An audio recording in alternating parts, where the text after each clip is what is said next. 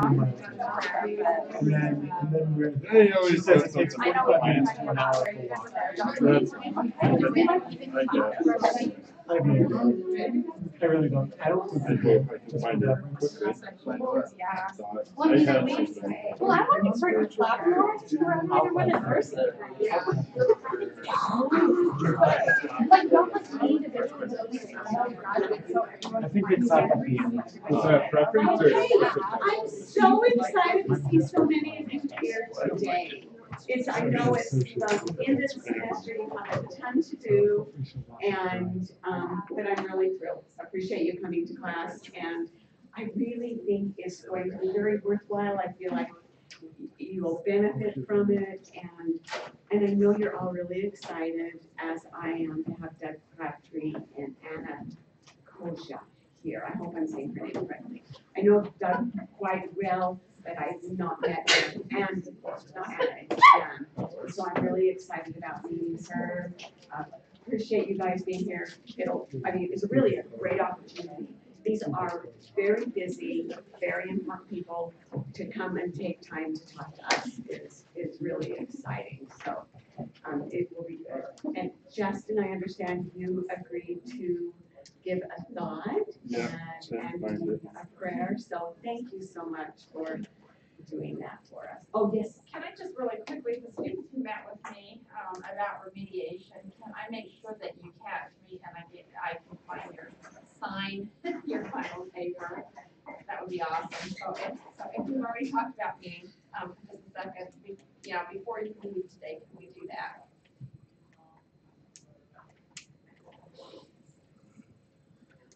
And while Justin's finishing getting his thought ready, because he had no prep time at all, we really do appreciate it. I'll just talk a little bit about your e-preps. And I went over quite a few of them last night, and I meant to get to the rest of them this morning, and it hasn't happened. Other things have happened this morning. So if you have any questions on the e-prep or any part of it that you want to discuss, be thinking about that, and we'll start that after the thought and prayer. Okay? Thanks, Justin. All right, well, it's a little sporadic and that's really prepared, so. Well, you didn't have Forgive me much if- time, so we appreciate you being willing to Forgive me if it's a little, Yes. so I'm just gonna read what's in front of me. It's something I highlighted a while ago, so hopefully that makes sense. So this is from Elder Door's conference message, 2011, Forget Me Not. And I really like this talk a lot. So I'll just read something I highlighted. The lesson here is that if we spend our days waiting for fabulous roses, we can miss the beauty and wonder at the tiny forget-me-nots that are all around us. That is not to say that we should abandon hope or temper our goals, and never stop striving for the best that is within you. Never stop hoping for all the righteous desires of your heart. But don't close your eyes and hearts to the simple and elegant beauty of each day's ordinary moments that make up a rich, well-lived life. Who's the... Andy said Thank you. That's a great thought.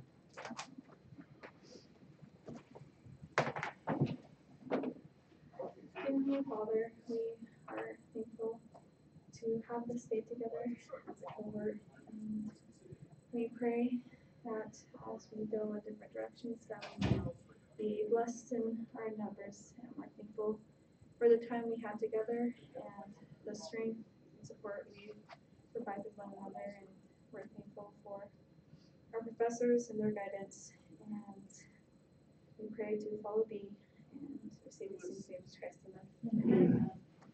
Thank you so much. So, as I went over your e-preps, it seemed like the outcomes were a little bit more mixed than usual. Usually we see a pretty easy trend of who was the most interested in which one. It was outcome number E, understand the NCLEX text and tips on taking the test was there was definitely more number ones on that one than the other, and I would expect that. And I'm actually really glad to hear that because that's been the thing I've been focusing on for this class the most, and we will go over NCLEX test taking tips. So that's a really important thing. I was surprised that personal professional stressors was pretty low because I had an interesting experience. Yesterday was the 420, the research class did their poster presentation. And I went to their poster presentation, which was great, fun, interesting. But a trend that kind of surprised me, there was a high percentage of their research based on burnout, stress, PTSD, and I thought,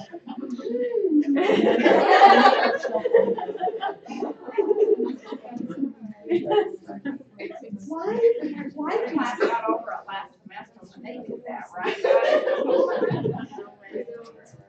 What preventing character change to treatment? why do you think that there was so much focus on that? Are you guys, yes, Randy. When I've been to the hospital, I've never seen a nurse that didn't look tired. Like it, and it's just like we work so hard to get here, and then it's just really stressful all the time. You know, you have people's lives in your hands, and then where there's the nursing shortage, they throw stuff on top of you that and I'm sure they've done research on it, but I feel like sometimes it's not safe. If you're working really long hours and you have more patients than you should, it's not safe to have that many patients. And it's like you're becoming a hazard and you can do more damage than good at that point. So I feel like it's really kind of a hot topic right now, and I think it's really important for us to discuss and brainstorm to see if there's a way to go around it. And I don't know what the answer is. Great, thank you. I think that what you just said really brings together a lot of the things that I read as I went over your e-preps. So I think that you really represented your classmates well with that comment. So are you feeling concerned that you worked so hard to get here and now maybe you're going to really enter a stressful profession and you're kind of stressed from school and now you're entering a stressful profession? Is that a concern that you're feeling right now? Yes, okay, Justin and then Karen. So, a little bit, I mean, mostly because I think it's gonna be a huge learning curve in some areas. I mean, I know a lot, but I don't know everything. But to contrast that, my mom's a nurse, and more than once I've asked her, so please tell me nursing is easier than nursing school. She said, absolutely. So,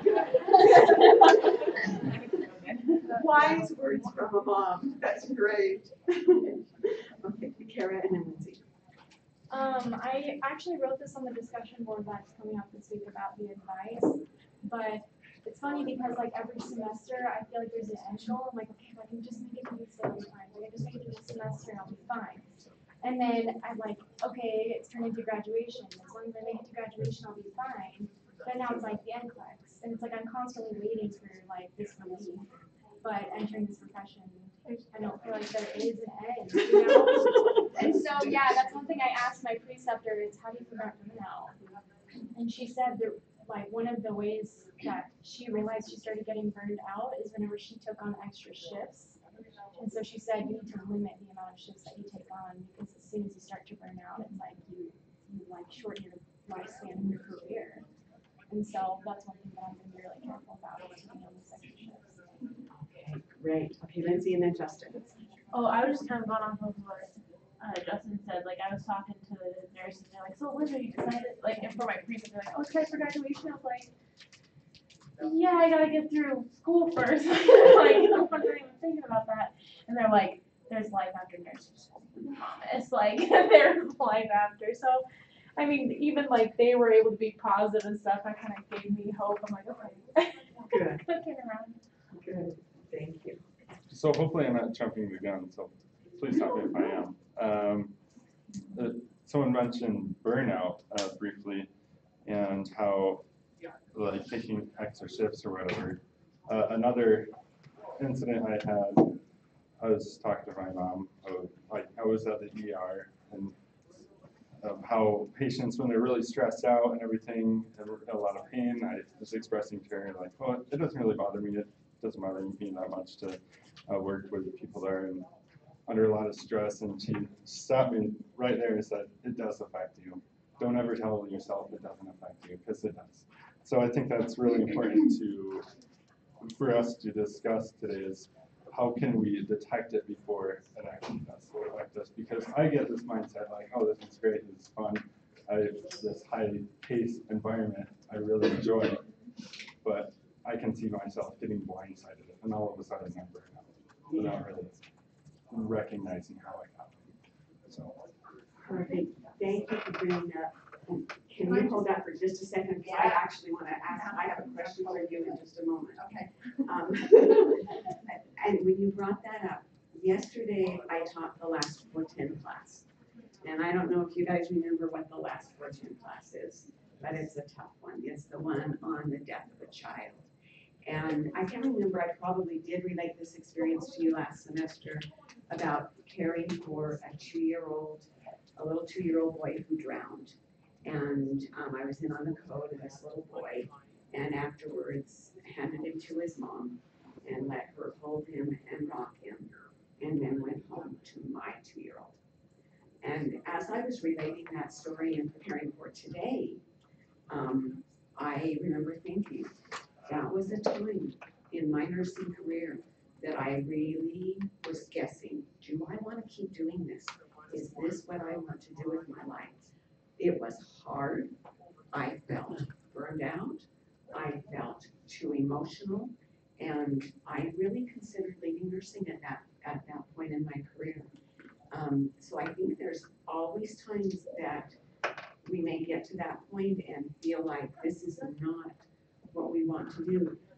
But one of the things that in our reading and in my experience, there's a lot of different directions in nursing.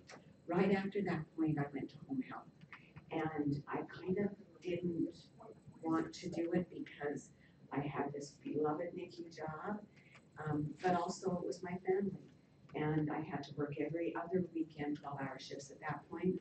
My husband was in a bishopric.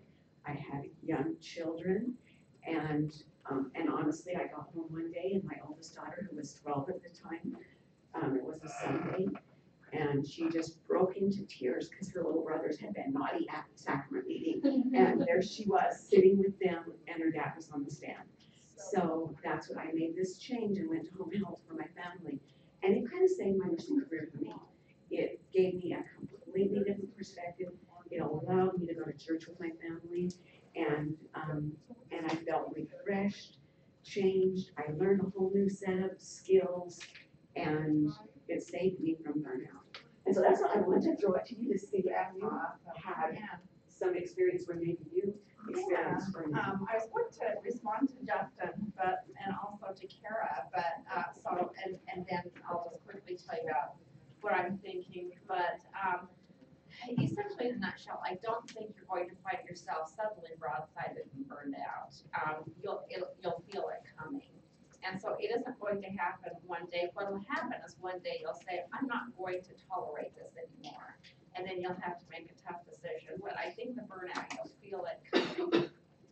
And I think some of the clues for that are when you find yourself feeling fatigued, when you find yourself feeling resentful, about having to go to work or having to care for patients or the things that you're asked to do at work, when you're feeling like it just isn't worth it anymore.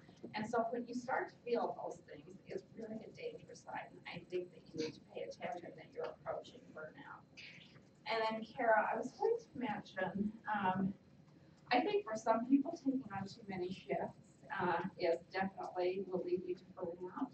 On the other hand, I had some wonderful colleagues who worked at Primary Children's. They loved to take on extra shifts. They made over $100,000 a year, and this was a few years ago. But it was because they took on these extra shifts. They enjoyed their shifts. They enjoyed their colleagues. They enjoyed what they were doing, and they loved the extra money. And actually, it was that extra income that really gave them the spark to want to keep doing that. So be careful if you find that you're feeling like you're being pressured and you really, it's ruining your quality of life to take on extra shifts. Yeah, you're approaching burnout. I was just going to mention that for the majority of my career, I absolutely loved getting up every day, and I was just excited about the idea of going to work. I was really fortunate to have wonderful employment, wonderful colleagues, and so I didn't burn out. As long as I felt that way, and I did for the majority.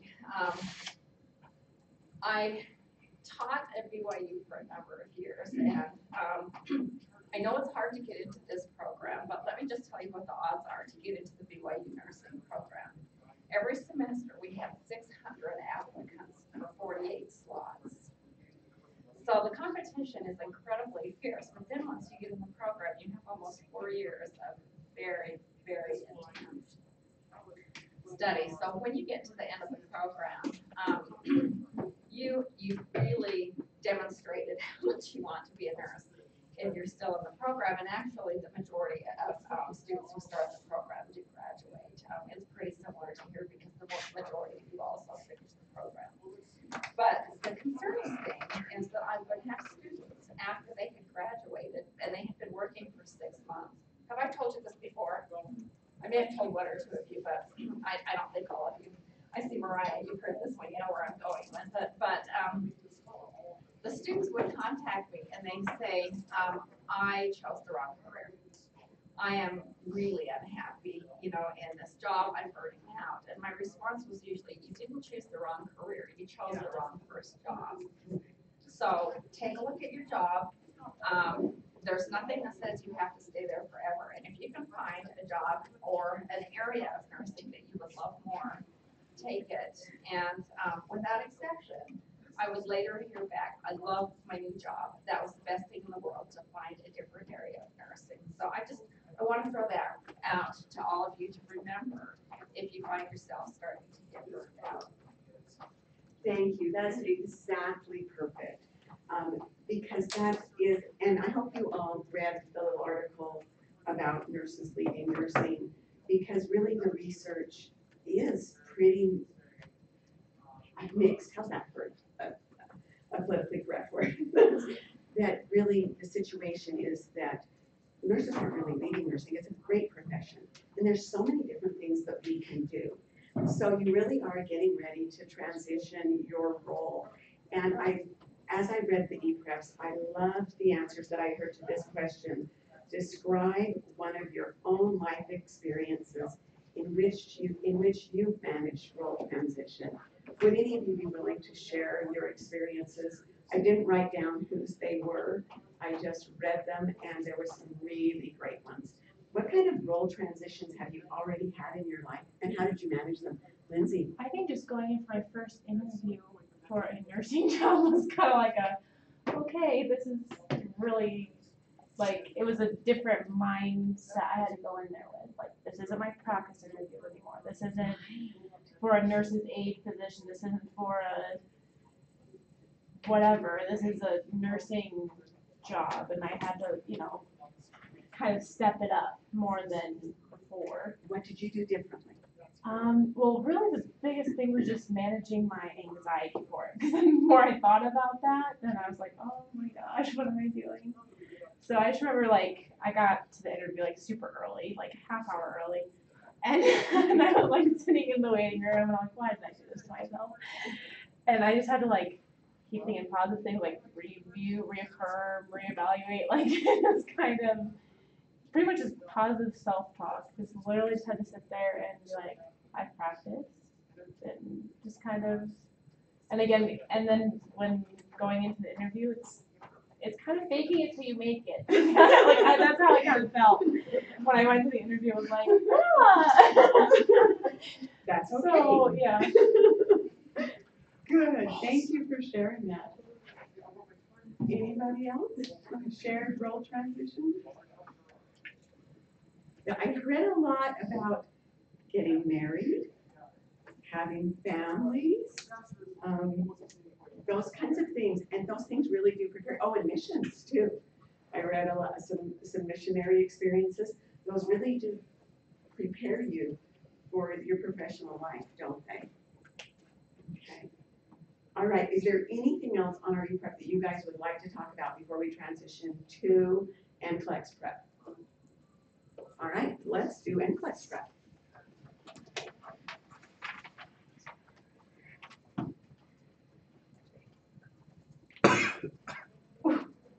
Okay, then I was like, whoa, it's not coming. All right, so in full disclosure, Sister Ward went to a Student Nurse Association national conference a year ago. And that's where most all of this information came from. In the past year, there are a few things that have changed though, and I've done a little bit of research and talked to her and talked to a few other people and read on the National Council website and made a few changes and updates to this PowerPoint. So I'll post it. It is posted, isn't it? It's in your. It is. Yeah. It's in lesson 13. There's several things I see you nodding your head, so some of you have access to it. So, and so this right here is a link that I would really encourage all of you to click on. And this is what you're going to find there. And this is just the outline of what's included on the NCLEX. And it's on the National Council of State Boards of Nursing website, which we've referenced in this class multiple times, that has fabulous information for you. It does a really nice breakdown to help you know what to expect on your NCLEX. The NCLEX test plan was updated just a year ago in 2016. And so it tells a lot about the history of the test, what's on it, the distribution of the content. So you'll know what the content is on the NCLEX. And as you look at these broad categories, for instance, one of the categories is health promotion and maintenance. And you might think, so what does that mean? What's health promotion and maintenance? And one of the resources that you have throughout this program that you can go back to that will help you to realize what's in each of these categories is your simulation observer rubrics, because it breaks down all of these NCLEX categories that, let's see, this one is, I just have that pulled up, psychological integrity and psychological adaptation. And so then it breaks it down and tells you what it is. So if you wonder what any of these categories are, go to your SLS observer rubric and it'll break it down and help you to understand it better. Jamie, did you have a question? No, I was just saying it was really hot in here. Sorry, I'm like, You know what, I'm hot flashes over here. I always think it's just me, okay, it's all the way down. But I agree. You know what, I I agree, can it do is a warm. little bit of a breeze right here, so if anybody wants this table, I can switch. Yeah, and my guess is that's why the last class closed all the blinds as well, because it is very warm. So just know that that's what this little link is for you. At the first, it's a link to a really great resource that you can go in and look at. And then here's another resource to help break down that resource. So you guys have lots of helpful information. All right, so the NCLEX, you know what it stands for? It's the National Council of State Boards of Nursing Licensure Examination. It is a national exam, so everyone in the nation takes the very same exam to get their state license. Okay, we talked considerably about the compact states. So here's just the map of the compact states as they exist right now. It is expanding, or there is proposed to expand. And so on the National Council website, you can also find out more information about proposed expansion of the compact states. Yes, Kara. So what exactly is the compact state? Okay, great. So what that means right now is all of these states have an agreement that if you are licensed in any of these states and then you move to the other state, you can work while your license is in progress. You do still have to get a license in that state, but you can get a job and can work while it's in progress. Anything more about that to add? No, that's correct. Okay, all right. Jamie, did you have a question? Oh, my question was, do you have to take the NCLEX again, or to just get a license for that state? Not in any of these states, not in any state in the nation, do you ever have to take the NCLEX again if you maintain current licensure. If you let your license lapse, you could be in trouble, and you may, depending on the State Board of Nursing regulations, some states might require that you completely redo nursing school depending on the amount of time and license again. So if you decide to not work do not let your license lapse. Okay. So how do you stay licensed? Okay, it depends. Okay, that's a really good question. To maintain your licensure, and I'll get to this in a minute. It depends on your state. Many states have continuing education requirements and others do not. So some states simply require that you pay your $90 or whatever it happens to be every other year when your license comes up for renewal. As long as you have not had any kind of action taken. If, for instance, if there was a problem, probably the most common problem would be drug addiction, something like that, and there's been corrective action taken or a hold on your license, then as long as nothing like that's happened, then you pay it. Yes. So I know my cousin works down in California, and she has to work like one full shift a month to keep up her license. Yes. What are the requirements for Idaho? Because I'm probably gonna have kids here in a little while, in the next few years, and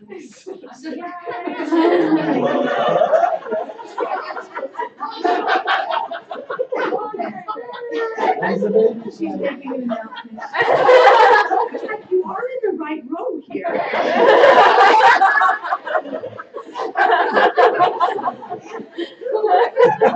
Like, what are the requirements for Idaho? At this current moment, the only requirements for Idaho is to pay your $90 every other year. However, having said that, there is legislation pending to require continuing education credits. Okay, yeah, Justin and then Alan. So what if I'm licensed in Idaho, but I never work in Idaho? Do I still have to pay the $90 every couple of years? If you want to maintain your Idaho license, then yes, you do. But can I still practice if I lose my Idaho license, if I'm practicing somewhere else? So if you initially license in Idaho and move to Utah and obtain a Utah license, and you stay in Utah and renew your Utah license but not your Idaho license, you can continue to be licensed just in Utah. And you haven't lost your nursing license. But then 10 years down the road, you move back to Idaho and you want to work in Idaho again, you have to reapply for licensure in Idaho. Okay. So I have to be licensed in one of the states to practice? That's right, yes. Okay. Yeah, and ideally, you may maintain licensure, like Sister Miller has had licensure in multiple states. I still do. Yeah, and so you can maintain licensure in multiple states, especially if you're teaching for a university in that state, you need to maintain licensure. But you do have to maintain licensure in your state of residence where you're living and working. Okay. So let me just explain that a tiny bit more. So I work for a national university in which we faculty are required to hold a license in every state in which they have students. And so I lived in Utah, and we had students in Texas. You can see that Texas is a compact state, so I did not have to get a license in Texas. My Utah license covered I did for students in Texas. We also had students in Florida, in Indiana, in Washington State, in California State. So I had to apply for a license in each of those states. I had to have fingerprinting done. I had to pay the money. And it's expensive, but it's easy to keep renewing them. For example, in Florida, I have to have 30 CEUs every 2 years, and then I pay them their $50. I think it's about $50 there. And so that's what you do. So you just have to know what the state requirements are. Indiana has a small CEU requirement. California has quite a large one. I think it's about 38 or 36. Utah has 0, and so you just have to know what you have to do for each state. But only the gray states do you have to pay for licensing. You can move from state to state. And for example, if you live in Idaho, but you work in Utah or you work in Colorado, but Idaho still is your primary state of residence, you don't even have to worry about getting a license in that other state. But you have to make sure what the state board rules are. So like when you do a continuing education credit, how do you get that to apply, or like how do they know whether you've done it? And like, is there an application There's form? there's like a place called NURS.com. I mean, there's others, but this is what Florida uses, and it's called NURS.com. And so you can just they give you a list of providers, and you can just take it, and then NURS.com holds. Essentially, they create a library of all of your CEUs, and then you can just tell whatever state. So what about if your hospital offers them, will they record it or something? Yeah, what you have to do is you have to scan your certificate that you get, and then you have to put the dates that you took it, the name of it, and then it just goes into NURS.com.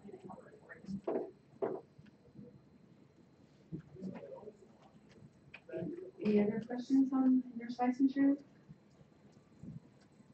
I have a question. If you end up doing travel nursing, and let's say you lived in Utah, but when you go to Nevada to do, or Nevada, to take a job there, do you have to get a license there? If you're just doing like travel nursing for an agency.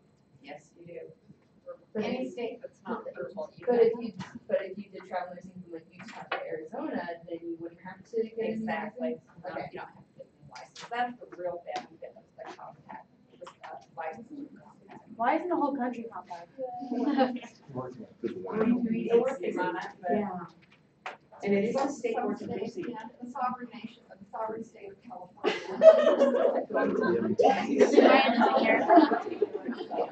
You'd probably agree on this one. EMT. And also, not to get into a great big political conversation, but unions also make a big difference too, which is why Mr. Miller brought up California. A lot of it has to do with the unions too.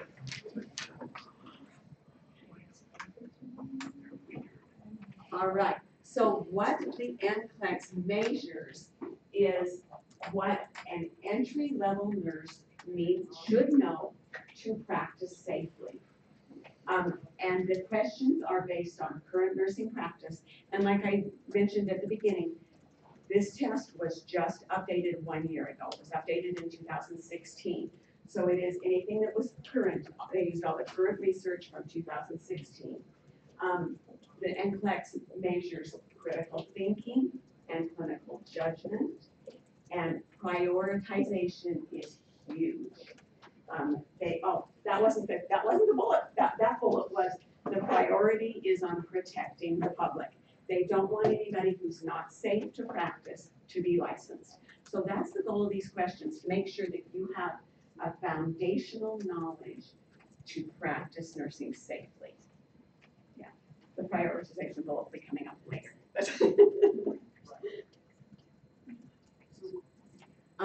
Once you get to your computer in the testing center, there will be a timer, and it will be, oh, sorry, this is a question counter. It'll be a question counter, like right here, this is saying this is question number 137. If this is something that causes you stress or anxiety, turn it off. It does a lot of people. So you have the ability to turn the question counter off, right, to start with. Is that like the exact screen, what it'll look like? Or? It is a screenshot of what the screen looks like. Okay. Yes. It's actually a computer, but it's a screenshot of a computer screen. So. Probably not a good idea for you to take one of those. No, no, we will talk about that in just a moment. So there's also a timer that measures how much time you have spent. So it'll say you have 780 minutes left. If that stresses you out, you could, no, you can't turn that one off. It's there. Sorry, you can turn off the counter, but you cannot turn off the timer.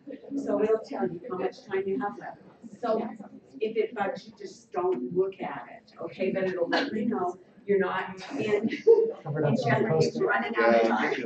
If you're off the counter, you can't turn off the timer. 6 hours, right? Yes, yes. Yeah. And you take, yes. This is kind of a side note, but I know in class last week it was mentioned that the cat had a minimum of 30 questions, but it's actually 85. So, 85 is the minimum. so thanks for the anxiety after the first question.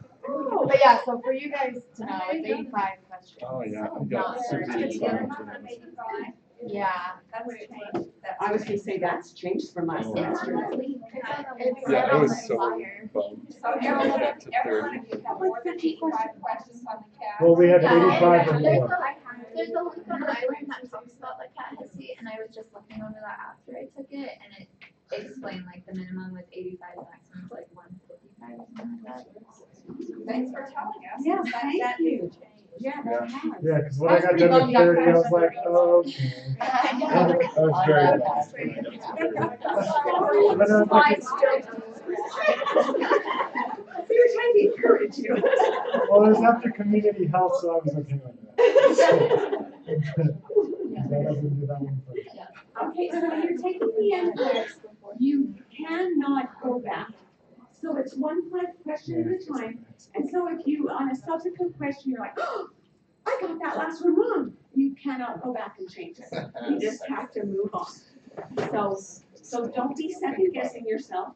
Just take it and move on. There's no going back. Okay. There's a tutorial right at the beginning. Everybody has to do the tutorial. But the timer does not start until after the tutorial is over. So don't worry about the tutorial. Take your time, pay attention to the tutorial. It'll go through the whole process with you, help you to know what to expect. So don't worry that this tutorial is taking your time, because your time does not start until after that. You're given a whiteboard. You can write on the whiteboard, but the purpose of this is not to go in and write down, okay, NG values are this.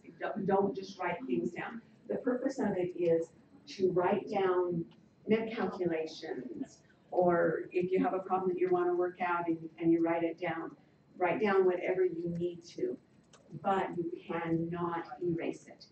If you erase the whiteboard, you will fail your test. You'll be stopped right where you are. They will take you out. You run out of space. Yeah, we're gonna have space. You get a new one. Oh, yeah, if you run out of space, just turn it in, raise your hand, turn it in, I'll give you a new one. Yes, so like, what if you were like doing like a math thing, like you're like writing it all out, and like you erased a couple numbers because it was incorrect? don't do it. What? Do not do it. Cross Do it out. not. I'd rather not have a whiteboard. Just cross it out. Can we get a? Because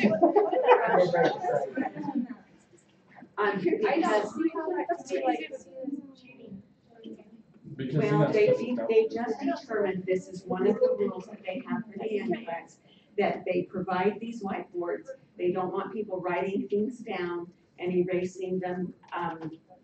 It could be perceived as cheating. So we just want you to know so you don't get yourself in trouble. You could like, if you write something down and then that's wrong and you don't want to confuse yourself, write an X through it and then write it over here. If you fill it up, then ask for a new one. So when we ask for a new one, can we keep our old one, or do they take it? Because when I go in for like any exam, I always write down all lab values and stuff. So would I have to do it on here? But then if that fills up with a whiteboard, I have to turn that in? That counts as dumping. You do have to turn it in. That was dumping. Yeah.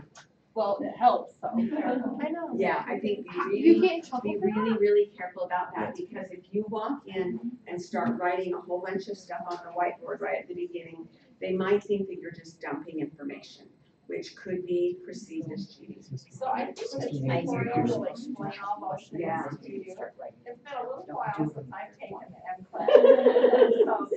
So I think the tutorial will explain it. So just, Hannah, don't stress too much. Yeah. But follow what the tutorial says. And if it tells you not to write down things, lots of things like lab values, then what you should do.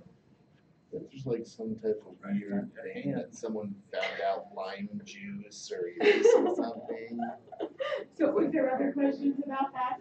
I like to write down like just the letters of ABC, like cross them off as I go. It's like you write on the. I don't think that they will cause, I don't think it will be a problem. Like Sister Miller said, pay attention to your tutorial. Okay. And we're gonna get to this in a minute, but it used to be that the majority of the questions were C. That's not the case anymore. They've been, they've absolutely taken that away, so people don't game the system, so. Yeah, so that, if that's your like trying to think, okay, there's been an A, this one should be B, that one should be C. Yeah, that's not gonna help. Courtney, did you have a question? No. Okay. They really do have high security when you go in to take your NCLEX. They want to make sure you are who you say you are, that nobody is coming in to take an NCLEX for somebody else. You'll be filmed throughout the test. You will have to bring your picture ID. Your cell phone cannot be with you. Your palm will be scanned.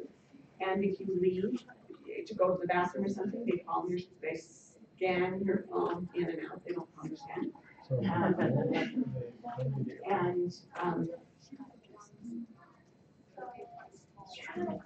Yes. How do they get? It's actually, I believe it's actually security into the testing center. Into the testing area.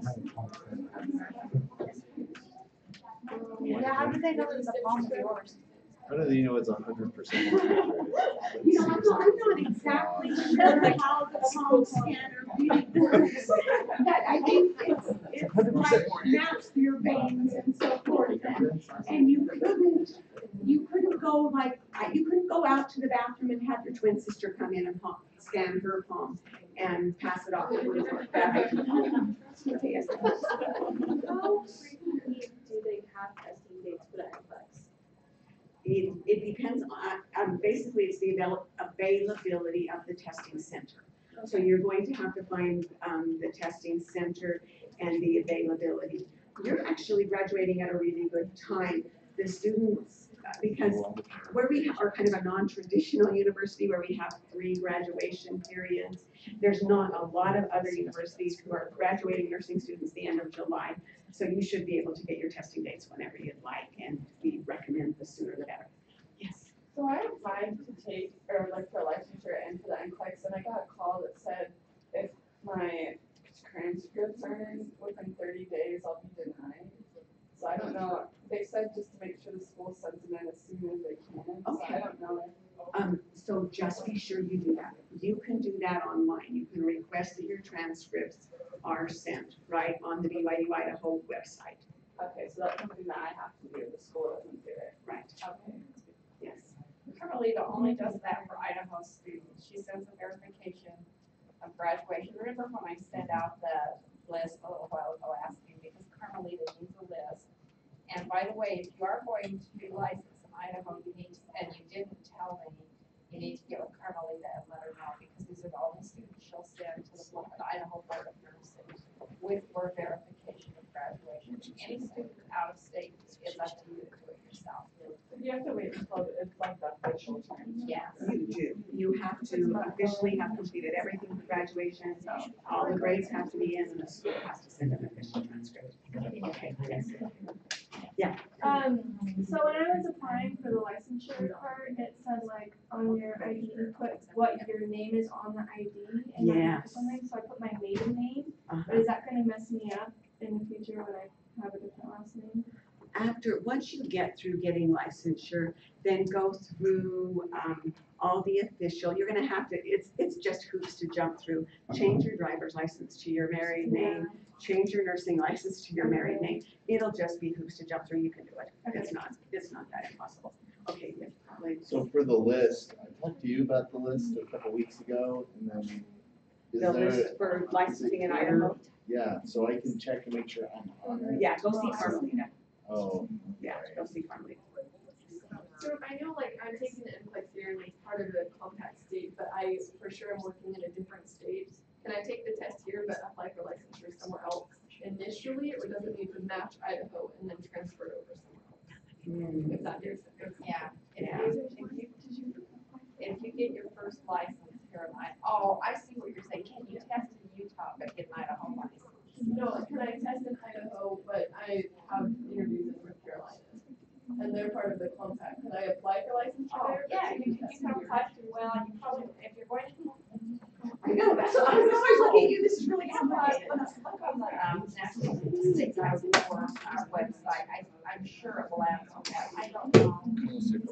Because typically you do, I mean, I think some of our. Yeah. So you know what, probably, so, but I would just check, sure, look on that. and see if She better be there today.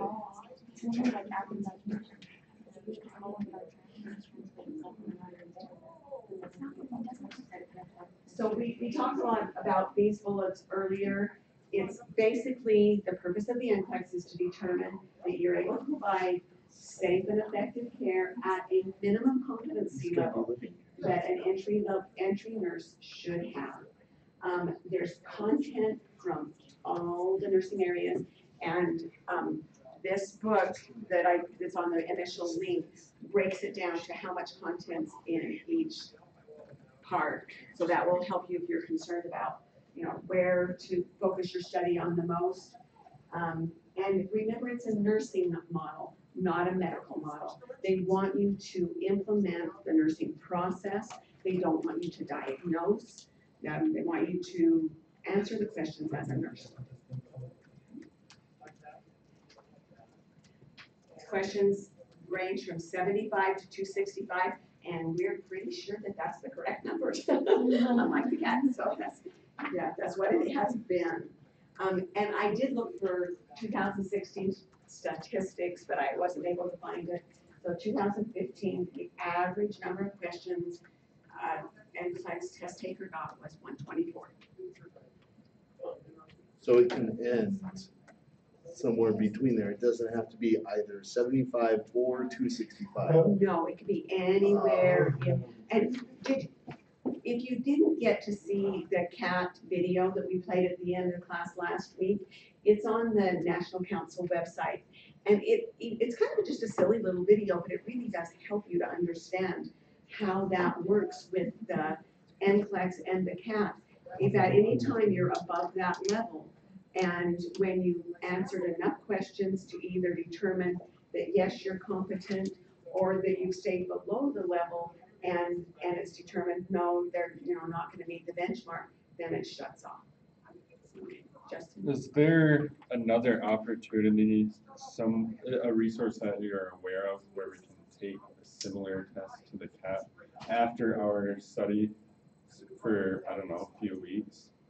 When we get our ATT, just so we can get that final reassurance that we're ready. Do we want to open this can of worms? I don't know. Hold that thought, we'll think about that, okay?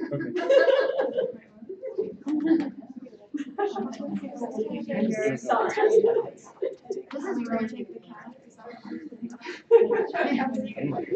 Super excited. Okay, so the questions that you're going to get on your NCLEX, the majority of the questions will be multiple choice questions.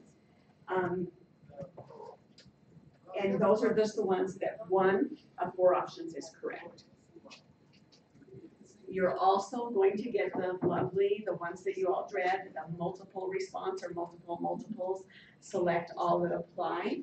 And this is one of the things that actually has changed in the past year. Hello, welcome, please. Are we in the right place? You are Should we absolutely give in you the a right chance to place. finish up what you're doing? And you are welcome to come in and join us. And yes, if you wouldn't mind, we'll just quickly finish. Great. Hi, it's so nice to meet you. I'm Holly.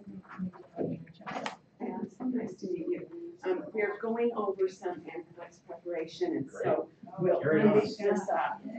I want them to do well on that. Yes, we do. We absolutely do. You get the health food going, I see that.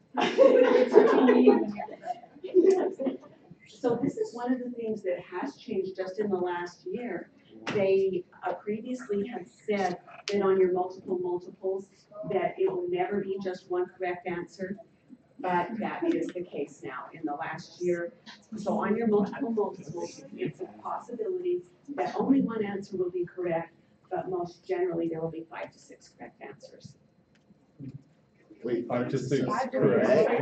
What? Oh, 5 to 6 choices, sorry. 5 to 6 choices, wow. I was gonna say, those are stressful too. It could be one right or all right. Generally, not all of them are selected. In fact, almost never will you select all 6. Almost never. Almost never. So it's That is what I possible. said. Almost. Yes. And I did say that one correctly. Okay, there also will be some fill in the blank questions. There'll be a drop down, and there will be some med calculation questions. So there'll be a calculator on your computer screen that you can use to do those med calculations. You can also use your whiteboard, but remember not to erase. Yes. How close are HESIs to the NCLEX? The CAT is the test that is the very most similar to the NCLEX, and that's why we have you take it at the end of the semester. The CAT is the most similar, and it also is the most predictive of NCLEX success. Although your HESI accent is very, very predictive too, so pay attention to both, and I noticed, when I looked at the stats for this class, that, most of you were relatively close. You know, there wasn't a huge discrepancy between the 2 tests. There may just be 1 or 2, but not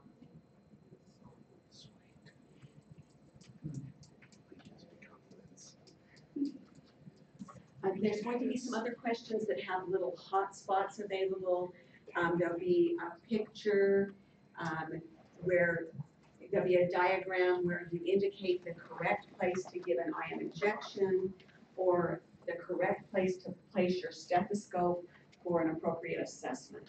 So there'll be hot spots on the computer screen. So just be aware. You had some of those in your HESI tests as well, right? Yep. Okay, so you're used to those. There will be some other questions that have charts, graphs. There may be an EKG or a fetal heart monitor. There'll be a lot of those. This is where that prioritization comes in, that they will want you to put your responses in the appropriate order.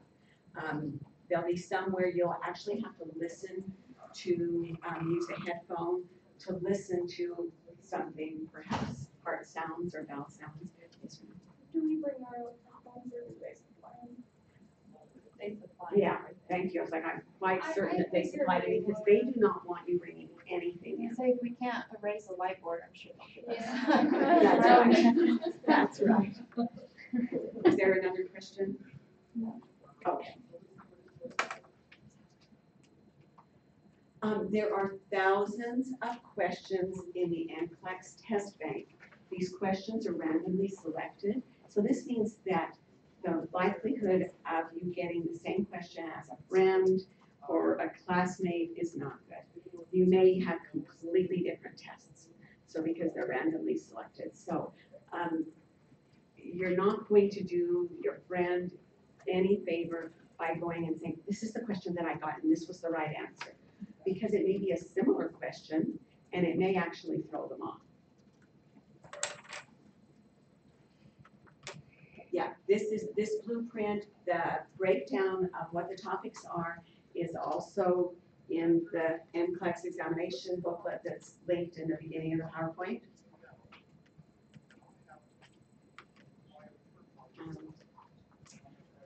So the NCLEX updates every 3 years. And as we told you, it's been just 1 year ago that it was changed. And some of the things that they added that you probably will have a huge advantage on are questions regarding spiritual, cultural, and geriatric questions. And this is just a breakdown on the average time and number of questions for 2013 through 15. You have up to 6 hours.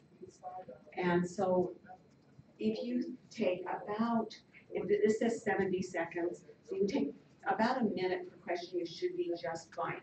And so you can kind of gauge if that's what you did on your HESI, you should be able to do that on the NCLEX as well. You can take a break after 2 hours and then again after 3.5 hours.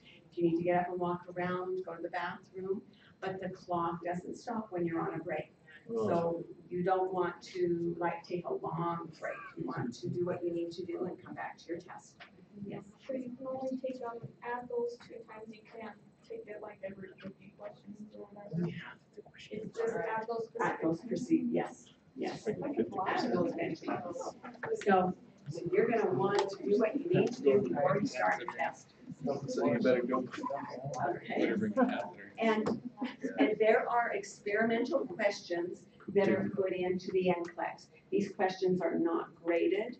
They're there to kind of check and see how the knowledge level is on these specific things, or see if they're good questions and see if they might be one to implement them. And like we talked about with the CAP graph, you could potentially miss half the questions and still pass the test, as long as you stay above that level. So don't panic. If you're going along and you think, I keep missing them, I know I'm missing them, you're going to set yourself up to fail. So you need to, as you do it, you need to think, all right, I missed that one. They're going to give me an easier question. I can get that one right. All right, so got that one right. I'm going to get the next one right. So a lot of it is, just like Lindsay said earlier, that positive self-talk, okay? Don't worry about the time. I do not know of any of our graduates that have ever come back and said, I ran out of time. I don't know anybody that ever ran out of time on the NCLEX. So don't worry about that. If you get the whole 276 questions, 285. Well, however many questions there was on that slide, if you get all of them, there is this rule that the last 60 questions are the most determinant in your success or your passing.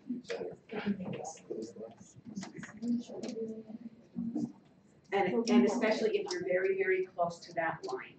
If you get all the questions, that means you're hugging the line. So it would be the last 60 questions that would determine success. Okay, so here's just a diagram of somebody who was hugging the line and ran out of time. Okay, so you see this last little bit, these last 60 questions, they hovered right above the line and they passed. It's strange that there's a slight upward trend after question 100. Okay. So, Alex, is because they were giving them less difficult questions because they had not been passing them. So this is the mantra. I will take my time. I will read the question carefully on the NCLEX. Don't worry about running out of time. You're going to do fine. Read the question. Take your time. So it's not based on the percentage of questions you got right or wrong. It's based on the difficulty of the questions and staying above that minimal competency line. Okay. So yeah, this is just another diagram that shows how the computer adaptive testing works. Again, if you didn't see the video last week, or even, it's, the little video on the National Council website is really good to help you understand exactly how the computer adaptive testing works. And it's a good stress reliever too, so it's kind of cute and fun. All right, so that's exactly how this is. If you answer correctly, they give you a harder question. Answer correctly, you get a harder question. Answer correctly, you get a harder question. Harder question. Answer wrong, you get an easier question. Answer right, you get a harder question. So this is the minimal competency line. See, this person's sailing through. They're gonna end at 75 questions and pass. Okay, so this just is going over the same thing again. Stay in that zone of competency. If you get it wrong, got several wrong in a row, you drop down, get it right, you come back up, get enough of them right, and this person's safely above the line, but they're missing every other question. But they got enough of them right that they're safely above that line.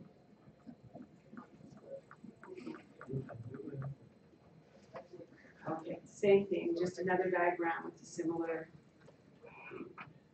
The computer actually wants you to pass, they said.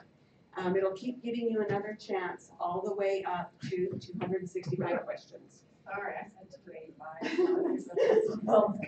Remembering numbers is not my strong point. So as long as you keep getting questions, you're still in the race. So don't ever panic. That's the worst thing you can do. If you start panicking, if you start thinking, I am not doing this, I'm not getting them right, you will cause yourself to fail, or you could. So just try and stay calm. As long as you're still getting questions, you still have the chance to pass and to do it. And we have tested you and tested you and tested you, and you have been successful. So be positive. The trend goes up. Okay, 48 hours after completion of the test, you can go online and pay $10 to see either a pass fail. Otherwise, you'll get an email in 1 to 2 weeks. The other thing you can do is go on and check the National Council or the State Board of Nursing websites to see if you're there. That's almost up $10. It's not that much. So this is just again a reminder of like Bloom's taxonomy, the more difficult the questions are, and the different types of questions that you can get. Oh, also remember, this is the NCLEX world. Do not think about something you saw at clinical last week. Do not think about something you did in your preceptorship. This is not the real world. This is the NCLEX perfect world. You have all the time you need to take care of this patient. You have just the patient on the question. You have all the supplies you need. And the information is from the most current textbook, from the books that you've been learning from. It's the perfect academic world, the perfect ivory tower. So don't read anything else into the question that's not there. Don't second guess and think, I wonder if they had lab work done. You know, I wonder if they have any other comorbidities. That's not part of the question. It's only what they're asking. Okay, there will also always be enough information in the question. If you're trying to add something more or thinking that there's something missing, reread the question because you probably read it incorrectly. Everything is there. Do not play the what if. And you guys have been doing this. We've been having you do this all semester long.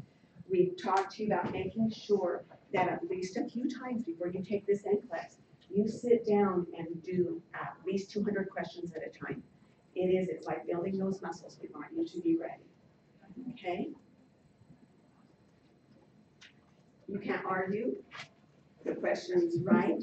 If it's a frustrating question, if you don't like it, just answer it and move on. Okay, and the most important skill is read the question carefully. All right. Yeah, remember your nursing process and prioritization. They're going to give you a lot of questions that you have to prioritize what you do first. Okay. So always think what you're going to do first. Remember airway. Okay. Yes, and also look and see if it's an actual or potential problem, acute or chronic illness, and remember your ABCs. And also look to see if the question is a negative. Is this something that is expected or not expected? Okay, so just read it carefully. What's the question asking? Okay, keep them breathing, keep them safe. That's what they want to know you can do. All right, and we talked about that. Delegation is still going to be on there, so you have everybody has the delegation book. Review some of those case studies.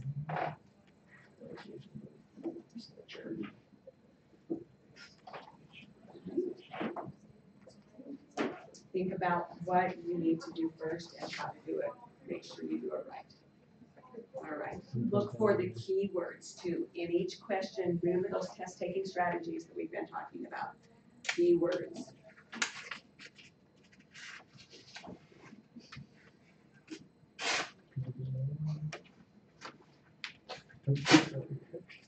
So I'm just going through these last ones really quickly because I've taken longer than my time, and we have very exciting guest speakers here.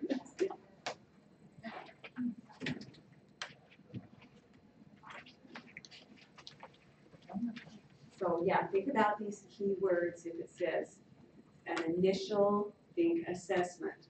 If it's essential, think safety. All right. And all of the lab test questions are going to be very, very obvious because they're going to take nationwide variances into account.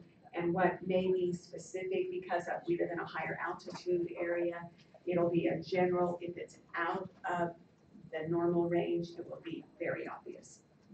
But you do need to have like a good foundational knowledge of normal lab values. And all drugs are going to be in generic names. So as you're reviewing your drugs, review those generic names. Look for the distractors. And we've talked about these in all of your test taking strategies. So, and like I said at the beginning, don't try and game the system. It used to, a lot of times we'll hear students say things like, the longest answer is always right, or C is right more often. That's not true. And if you try and guess and game the system, it's not going to help you. Watch out for the always, never, everyone, no one, never, those absolutes. Those are generally not right because we have said this so many times. Remember how the first few semesters it was so frustrating when you'd hear us say, well, it depends. But it doesn't.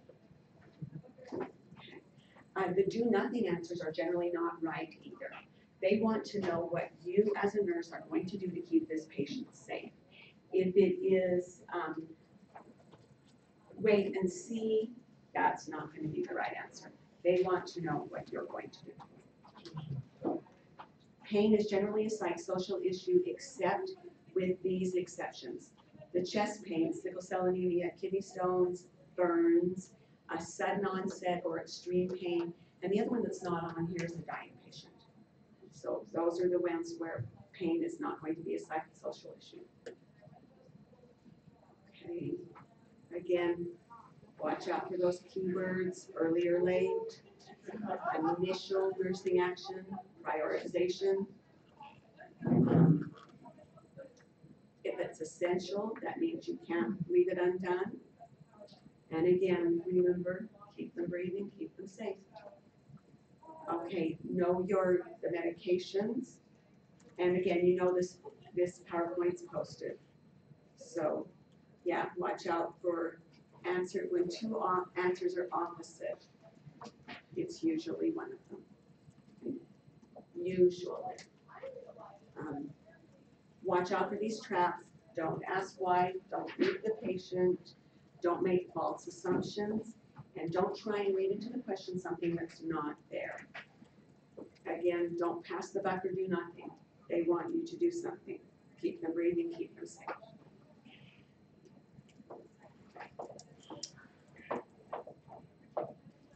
So we are so excited to have Doug Crabtree and I'm so sorry, I'm not sure I know how to say your name. Chosa here to speak with us. They are the Chief Executive Officer and Chief Nursing Officer at IRMAC. And they're very busy people, and we are so thrilled that they would take time to come and visit with you. Their assistant sent their bios to me, and I'll post them on iLearn so you can know a little bit more about them. But because I talked longer than I planned on. You're good. We're just excited for the invite. Thank you. There's so many familiar faces out there, and we've chatted with a number of you all. So a number of the students are doing their capstone projects at IRMAC. I think we got about 11 of you. So Yes. yeah, it's fantastic. Yes, well, we really appreciate you coming, and I'd like to turn the time over to you, so I know that that's why they're here, they want to hear from you. And how long do we have? We have 45 minutes left of class. Is this the last day of class? Today, this is the last We're day of standing class. between you guys and like done. Wow. It's really impressive that you're giving us any attention at all. It is indeed. It is. We don't come with a prepared agenda. We come to tell you that we congratulate you for being at this point in your careers. And gosh, we're excited to hear about the great things you're going to do. Hopefully, we'll have a couple of you, maybe many of you at some point come work at IRMAC. And that would be a dream come true for us. Let's, by way of introduction, we'll just take a couple minutes. I'll have Anne introduce herself, and then I'll introduce myself to y'all. Yeah, so thank you again. I know I've talked to a few of you, so I'll keep it kind of short and we'll host it, but started as a nursing assistant, fell in love with nursing. My mom was a nurse, my two sisters were nurses and still are nurses. So just got into it by way of the family and was a nursing assistant on pediatrics. I thought, yeah, this is the thing, I love it. So became a bedside nurse on peds and got into leadership pretty early on. So I was able to become a department director, an assistant chief nursing officer, a chief nursing officer, a chief operating officer, and now a chief nursing officer with IRMAC. So most recently coming from Helena, Montana. So about 4 hours straight north, where I was a chief operating officer there for about 4 years. Prior to that, I've been Colorado Springs, Colorado, chief nursing officer at Penrose St. Francis, which is a level 2 trauma center, about 500 plus beds, 522. And before that, I was in Florida. And I grew up in South Dakota. So just really blessed to grow up in a nice environment where I was able to learn and be mentored by some really great people. And the advice that you received from Holly today, spot on, man, that was fantastic. So I'm just glad to be here. And I likewise am glad to be here. I graduated from BYU with a master's degree in public administration in '88. Immediately went to work for HCA in one of their hospitals. Started at Mountain View Hospital in Payson, Utah. From there, work has taken me from Utah to Idaho to New Mexico to Wyoming, back to Idaho, and now we've been in Idaho for the last 18 years. And just love what we do and love where we do it. And love having a chance to go to work every day where I continue to be mentored by great people like Anne. And over the course, that's right. Over the course of your careers, you'll meet great people, and you'll have a chance to work with some of the finest people everywhere. Because healthcare as an industry draws people who care about people to it. We could all go do other things and make a lot of money or do this or that or the other, but you won't find any industry where you can have the impact and relationships with people that you're going to have in healthcare. So Anne and I both applaud you we applaud you for choosing healthcare. It's not easy, but it is great. We want to kind of set the stage with a little 2-minute video. You may have seen this already, but I think this kind of accurately portrays where you might be today. If there's volume with it, you can turn the volume up.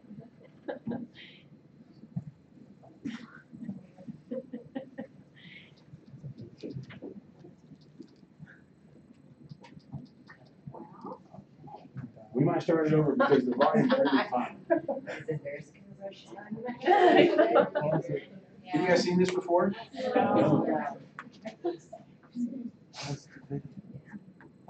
Yeah, the volume is pretty key.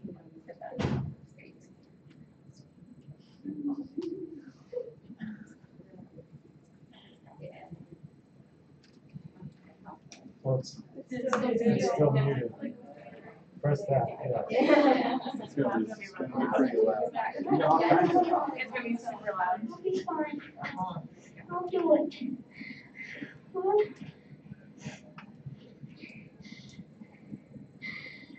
here goes something.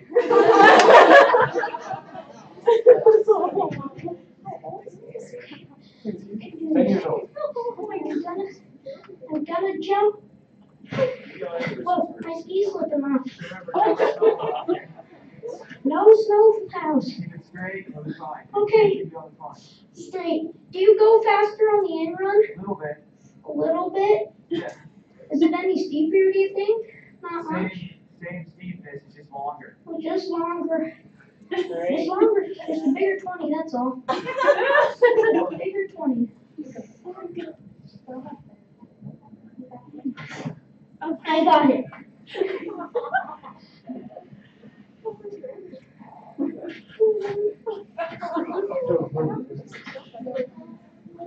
Okay. How many of you feeling like that?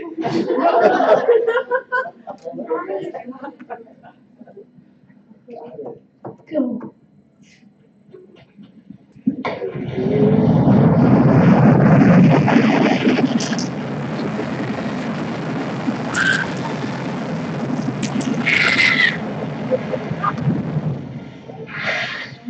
Yeah!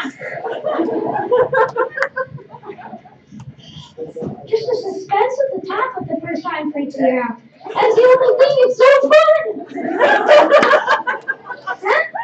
60 seems like nothing now.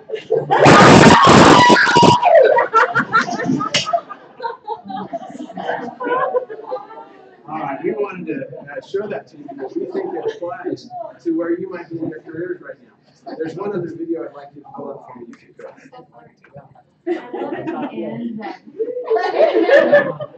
You know how you feel when you get out of here, you're like, nailed it, that's it.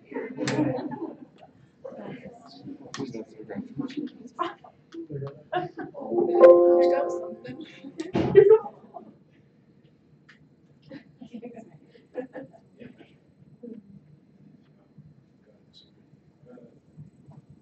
All right, this is another video that takes a couple minutes. We're going to watch it for just a second, too.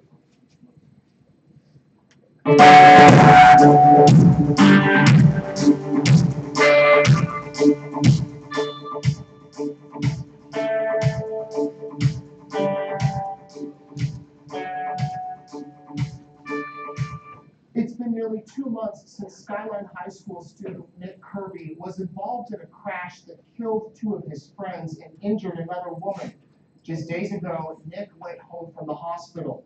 And coming up on Saturday, one of his best friends is holding an event to honor Nick and the others involved in the crash that day. Nick Kirby is back shooting hoops with his brother after surviving the unthinkable. I'm doing good. I'm just happy to be home. On May 22nd, Nick was with his friends Ivy Vigliotti and Asher Struble when they crashed into a car being driven by Brittany Jameson. Ivy and Asher died. Brittany and Nick were rushed to Eastern Idaho Regional Medical Center in critical condition. They just said we don't know what to expect. We can't really give you any idea because brain injuries are just so unknown. They don't know. They just kept saying we don't know what he's going to be like when he wakes up. Nick was in a medically induced coma for 2.5 weeks, and when he woke up, doctors were amazed. He was walking down the hall with the physical therapist, and the doctor poked her head out the door and saw him walking, and she had a surprised look on her face. And then she looked over at me and gave me the thumbs up, and so I went over to talk with her, and I asked if he's kind of on track and if this is pretty typical, and she told me no, she's never seen anything like this before. She said it's the fastest that she's ever seen from a recovery standpoint. After being transferred to Primary Children's Hospital, Nick was released to come home after only 2 weeks. And now the Skyline High School basketball player and cross-country runner is planning to attend an event put on by one of his friends this Saturday. It's a race that we planned because of the accident that happened on May 22nd. We planned that because Nick's a runner, so that was the first thing I guess we thought of. The Run to Remember 5K will be held at Snake River Landing in Idaho Falls. The public is invited to attend and pay tribute to everyone involved in the wreck. It's a fun way to come and show support for all the families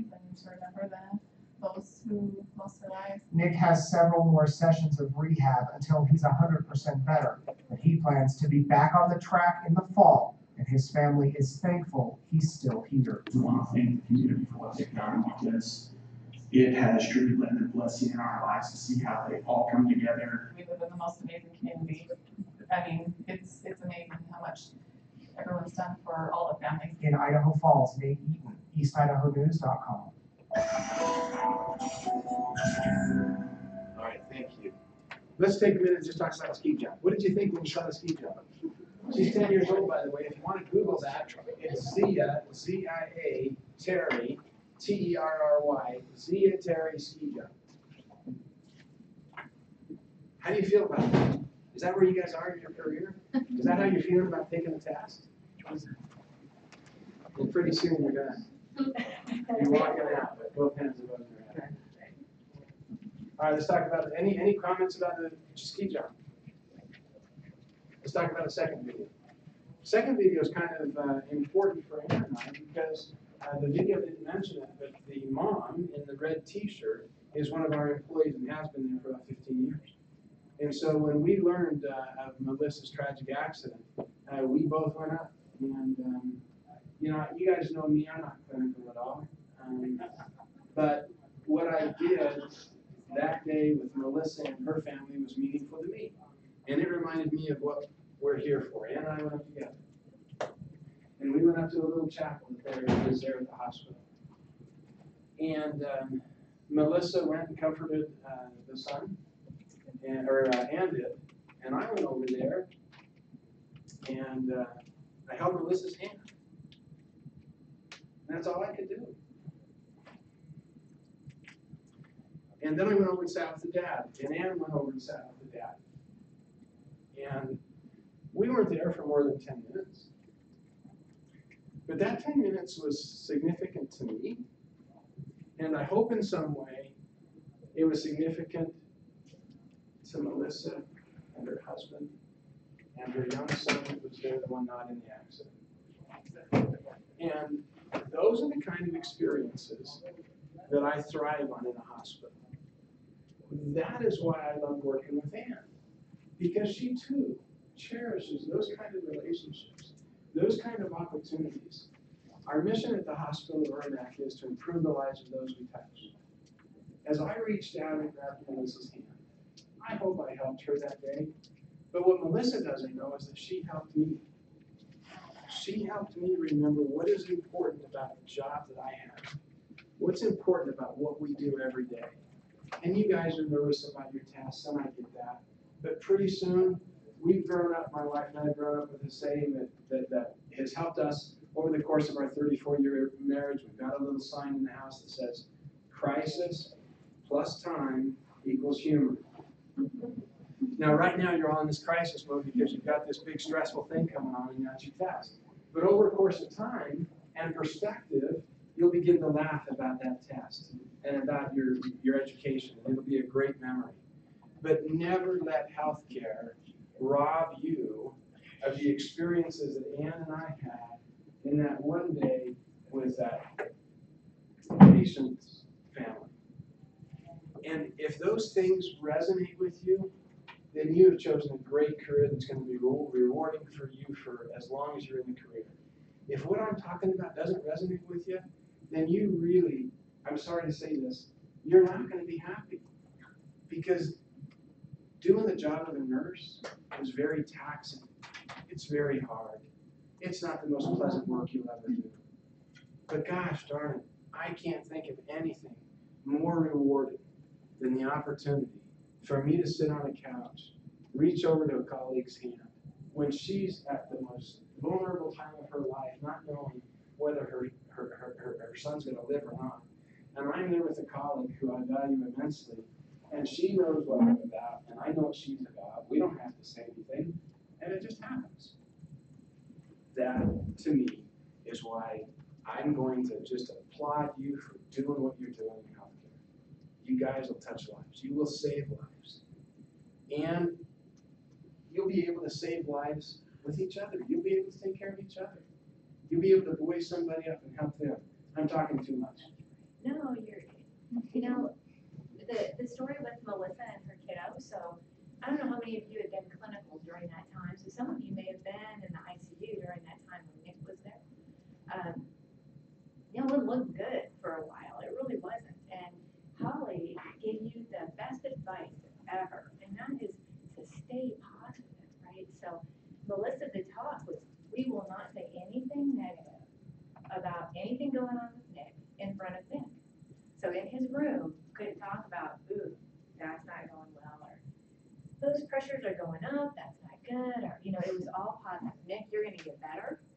Can't wait to shoot hoops with you again. I mean, for that kid to be shooting hoops, May 22nd, not that long ago. And for him to be shooting hoops, that is amazing. So don't walk into your NCLEX thinking, I can't do this. I don't know this section, or like when you get to that question, you're like, oh, I should know this and I don't, and then don't let that freak you out, because that negative talk, you know, it's kind of a precursor for things. So stay positive, because you guys got this, and just like Nick has it. I mean, that kid, when I saw that video, I was like, holy cow, I had no idea. I knew he was doing well, but I had no idea. I bet he could beat me at a game of horse, and I did not just get into a car accident. So, you know, that dexterity that it takes to dribble the ball and to shoot hoops, you guys understand? When you've had a brain injury, to be able to do that, there was something else at work there. And that positive force that came from never talking about the negative and always thinking positive was important. Doesn't mean you don't have to study, right? You still have to study and do all these things. But going, knowing you got it. You know, and it'll be good. And Doug's right, because you will have stories. I won't tell you mine, but you'll have stories about your NCLEX days, and you know, when you went with your friends or when you planned your NCLEX and what happened the day before and how it may have influenced your, you know, your mindset at the test day, and joke about it. And some of you probably heard me say this story. I had a great friend. I had to work my rear end off for beats.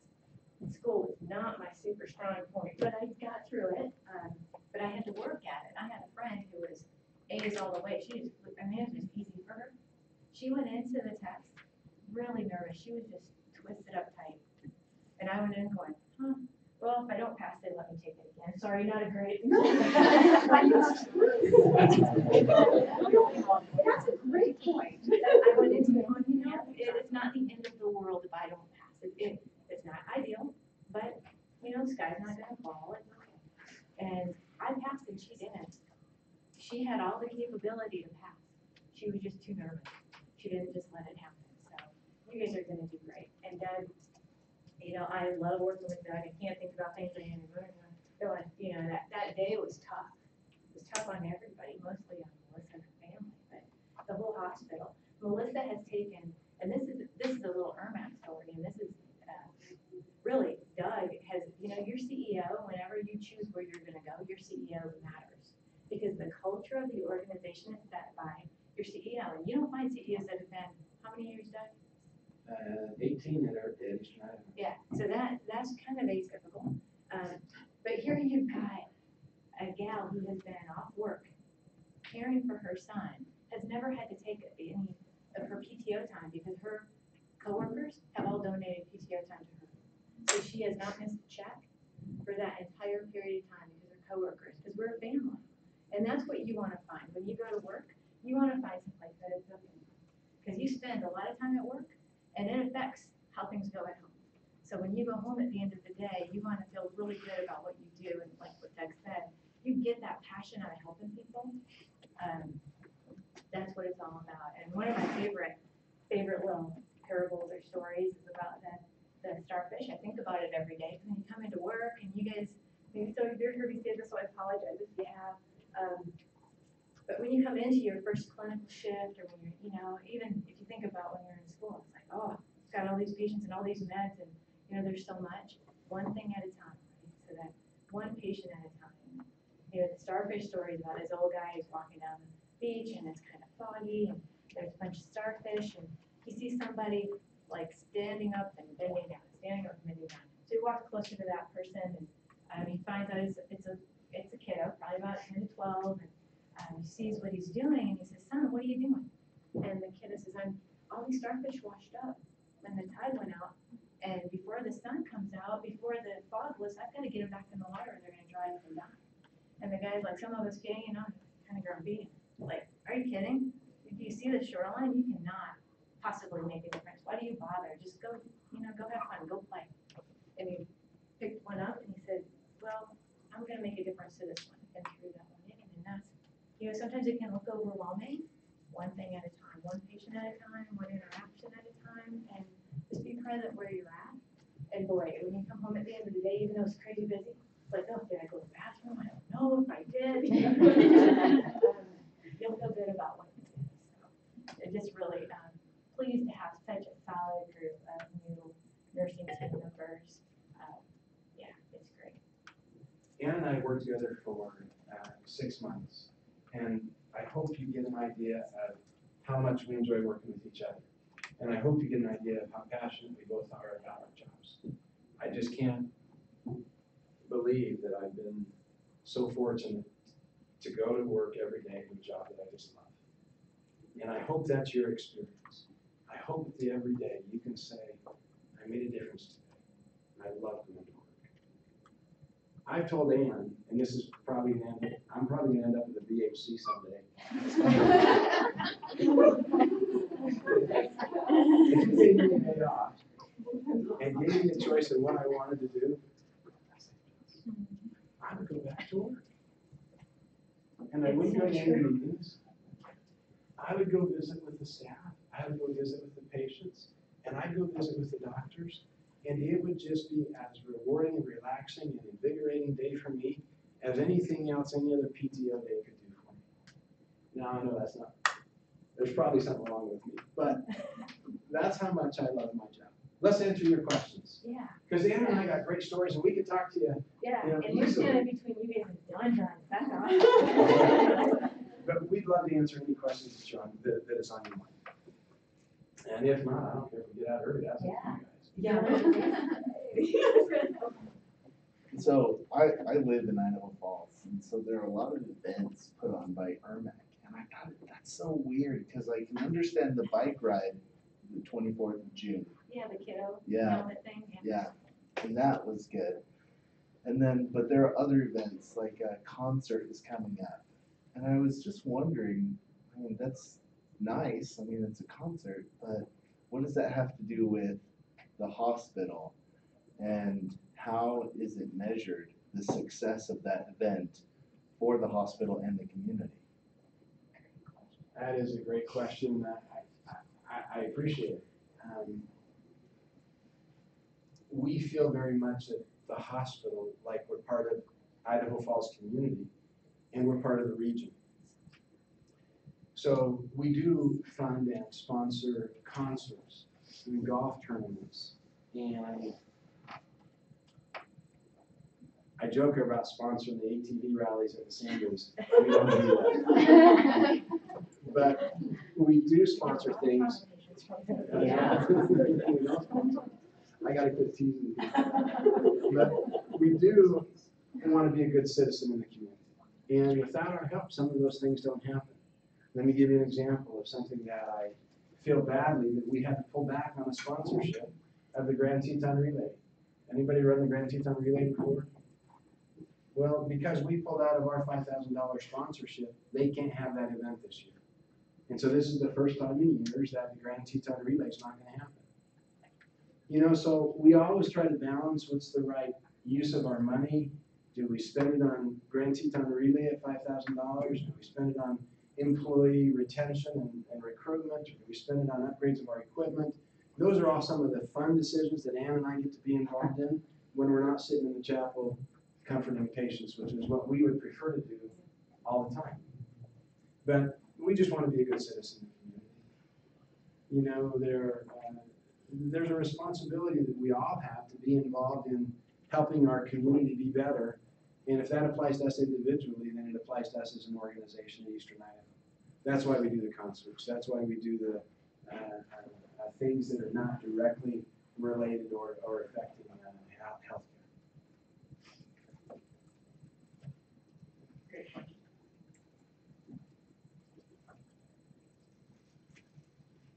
They're ready to go. They're ready to go. I'm gonna throw a question out. How many of you in your rotations at ERNA have met Doug and Ann already? Do you know what? I am so thrilled to see that many hands, but I'm not at all surprised. And that's one of the other reasons that I'm so appreciative of you two coming and speaking to our students, because as leaders in healthcare, they really do have so much to do. But the fact that they've been out on the floors and that you have already met them shows how much they care about the people that work and serve in this organization. And so we're really appreciative of them coming and sharing. That's the fun stuff, is hanging out with the students. That's right. If you guys are hesitating asking us a tough question, please don't hesitate, just ask. I have a tough question. All I right. hope it's not tough, actually. What we're really interested in, I think, are you planning any changes to, how you approach nursing care in the hospital, hiring nurses? Is there anything, that we might look forward to the future? You know, we're really excited about this STAR-N program, so that's the residency program, and I think most everybody here has heard about that, so I don't want to get on the details, but if someone has questions, I'm happy to answer. But it's like physicians have had residencies forever, nurses have not had that, so I think it's a real benefit that it gives nursing that, you know, additional kind of boost when you are getting out of school, joining an organization, to get 7 weeks of classroom didactic. In fact, on my way here, I was passing some of the students that are in our current cohort, 16 of them, they're in the STEM lab today, and they were like all having fun. They're like, we haven't killed anybody yet. It's good. So we were joking about that, but you know, so it's great because they're kind of a little team and they're a group, and so then they get their 7 weeks out with their preceptors too. So I think that's fantastic. So we've had 2 cohorts, one 7, one person had a little baby, so she's joining the other one. So it ended up graduating 6, and then this is back 16. So it's been a great, and we're going to continue that. So anyone interested in that, you can call me directly. I'm going to leave a bunch of my cards so you guys have my cell number. So you can call me directly or text me directly. We also have a new program for students that's called the SNAP program. So we had to apply with the Board of Nursing in Idaho. It's a student nurse apprentice program. So a little bit like a nursing assistant. Once you get through your first semester of nursing, then you can apply for that position, and you get to do a little bit more than our nursing assistants are currently doing. And through our shared governance, we're looking at how we utilize nursing assistants and our new SNAP program. So that's going to be more of a mentorship. So I'm going to be looking to any of you that are going to be joining us, hopefully, to help us in charting that course of what that'll look like. So to bring up and have a nice pipeline for new graduates and new team members, and then our current team members help to choose who that is, so you get the best of the best. So yeah, does that have perfect? Yeah, you bet. I might add, Ann is 100% correct, but I might also add that our hospital is looking at going into the GME or graduate medical education for our physicians. And so we are working hard to have a residency program for physicians in internal medicine, family medicine, and we'll start with those 2. We'll probably start first with internal medicine. And the reason for that is we want to be able to bring medical students, residents into our facility and be more of a training institution. And as those residents are in there, they'll be more willing to help the nurses become educated, the doctors. It elevates the teaching of the entire hospital when we go into graduate medical education. So we're doing that to help fill some of our vacancies in Idaho. But we're also doing that because of that rise or the halo effect of becoming a teaching hospital. And we think that will have impacts to our ability to train, recruit, retain nurses. That's excellent. So is there an expectation that nurses in your STAR-N, is that what you called it? Did I say that right? You could say STAR-RN, but Star it's really RN. STAR-N. STAR-N, yeah, because ours already is. STAR-N, what's the expectation of staying with the hospital? I'm assuming that with that amount of training, you would want a commitment. That's right. So there's a 2-year commitment, and believe me, that's going to go by like that. But it's also prorated. So, you know, there's that kind of fear, like, I have a student loan already, I don't need another, you know, commitment if it doesn't work for 2 years. So it's prorated, so say you stay a year and 9 months, then there's just a small portion of that would be left to be paid. But in addition, we have, I think HCA is like 168 or maybe 172, I don't know, it changes. But there's a lot of hospitals all across the nation that are HCA facilities, so that's our parent company. And you can transfer to another HCA facility and still meet that commitment. So, and when you transfer, when you join an HCA facility, your seniority stays with you. And HCA has got some of the best retirement and things. I know it's hard to think about now, but believe me, if you think about it now, it'll be easier when you're like my age, guys' age. But it's a great company. So yeah, that's what that looks like. Good question. Thank you. You had a question. That was my question. I was gonna ask about the commitment. The commitment. Okay. Yeah. So, in meeting with Rachel and in talking to some of the nurses at Mountain View, they have brought up that since Madison is a community-run hospital or county, and then Mountain View is mostly run by doctors, that one's a little more unclear. Because they've said that there's benefits of that over being a for-profit hospital. What's the benefit of being a for-profit hospital over the competition? It's not, I mean, everyone did say, so. That's a good. Great question. And I get that question a lot. And the answer is, if a Mountain View Hospital or a Madison Memorial Hospital isn't making money, then they won't be here very long. Every hospital has a responsibility to make money. If they don't make money, then they close their doors. Or they go back to their citizens in their community for some tax subsidies. I believe the little hospital in Driggs might have a tax subsidy. I know that a hospital in the lab, you know, is having a hard time keeping our lights on because they're not making money. So I think healthcare overall is mission driven. Our mission at Urban, our mission within HCA, I wish I had it with me to show it to you. I show it at new employer orientation, but I need to find that because it's good. We do make money. HCA is a very profitable company. Mountain View is very healthy and profitable, and so is Madison. My hope is that the patient has a great experience at each of the three, regardless of their tax status. So Madison doesn't pay taxes because of their nonprofit status. Mountain View and Irmac both pay taxes, which contribute greatly back to their community. There's debate back and forth, depends on what camp you're in, whether you like to be in the nonprofit world or in the for-profit world. For those that have gone back and forth between both worlds, I'm told that there are benefits and pros and cons to each. I've only been in the for-profit world. I don't feel bad about that in any way, because Idaho Falls in this region benefits from HCA and its resources. I don't believe that our community of 50,000 people would support a NICU, a PICU, an open heart program, if we didn't have the backup and support from our parent company, HCA, that now not only serves Idaho Falls, but serves all of southeastern Idaho, all of western Wyoming, the national parks.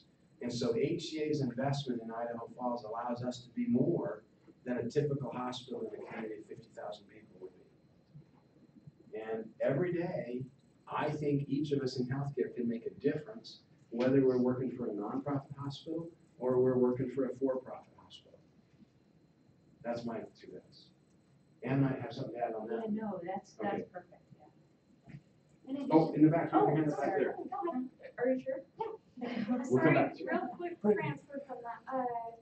For your STARMAN program, how have your evaluations from your nurses who have gone through them? Do they feel like they're prepared once they get done? So we had 6 of them, and when I'm running around the hospital, I'll occasionally like swing by one of them and say, "How's it going?" And they're like, "Love this. So glad they did it. They are our biggest advocates for, continuing the program, because as CNO, as your potential CNO, I wanna make sure that we're spending resources and doing things that are gonna benefit. So there's always that, circle back, say, okay, how'd that go? And believe me, there's no egos up here. It's like, ooh, that wasn't the best decision. Let's dial that back and do something different. But the people that are gonna tell us whether it was a good decision or not are the people that participated. So according to them, it was really good.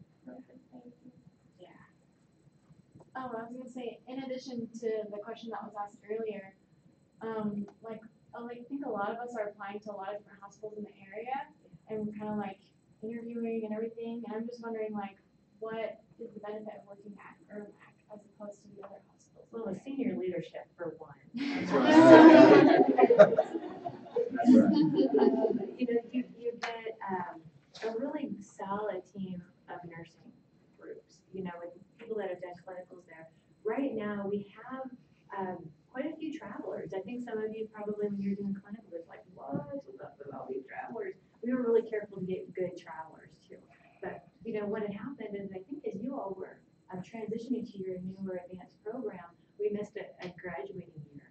So I think that had something to do with, there wasn't like a mass exodus of nursing team members at Irmac, but just month over month, you have a couple people leave. There wasn't that backfilling going on. So now we're just like filling that hole with great people, but we're being careful about the way we hire. So when we hire someone, and if you potentially became a team member at Irmac, you're gonna have your colleagues help you choose who's gonna be working side by side. So it's called peer interviewing. So that's really important. I make sure that you go to a facility, well, come to Irmac, but if you don't, make sure it's a facility that does peer interviewing, because then you get to see who you're gonna be working with, and as a team member, potentially someday, you'll get to see who you're hiring, right? Instead of just a manager or one person saying, yeah, you've got what it takes, So I think that's a benefit. Plus all the, just the corporate benefits, that's always a good thing to think about, and think about the longevity. And, because if you leave an organization, that longevity matters, especially for seniority and the shifts you're working and all that. And then also upward mobility in an HCA or an Irmac. There's a ton of upward mobility if people are interested in, advancing, maybe getting into nursing leadership or getting into some other area of nursing. Level 2 trauma center. So, there's a lot of critical care areas to advance to.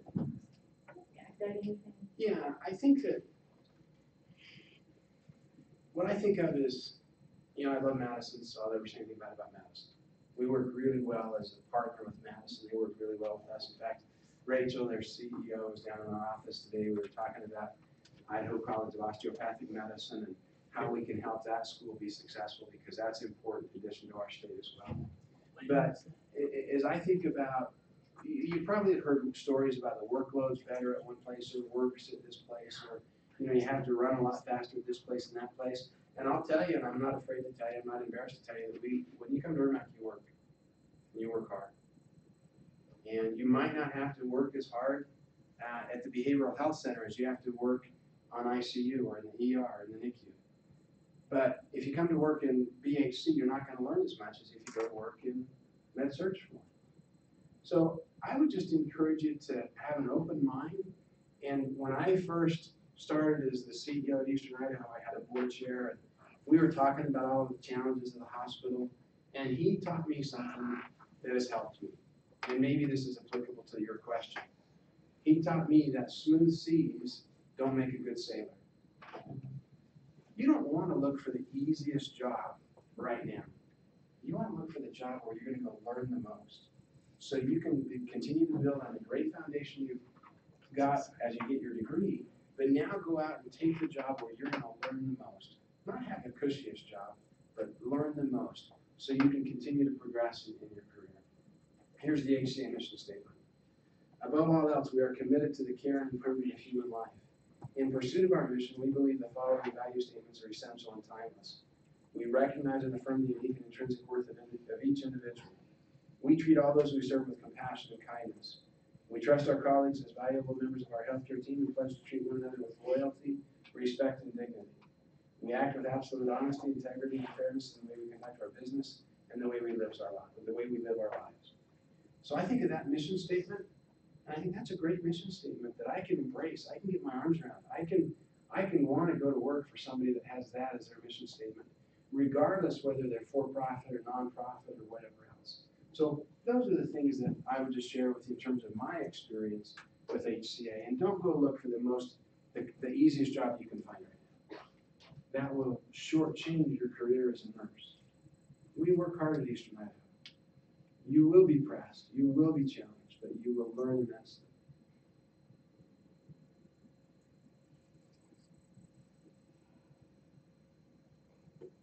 I'm still learning every day.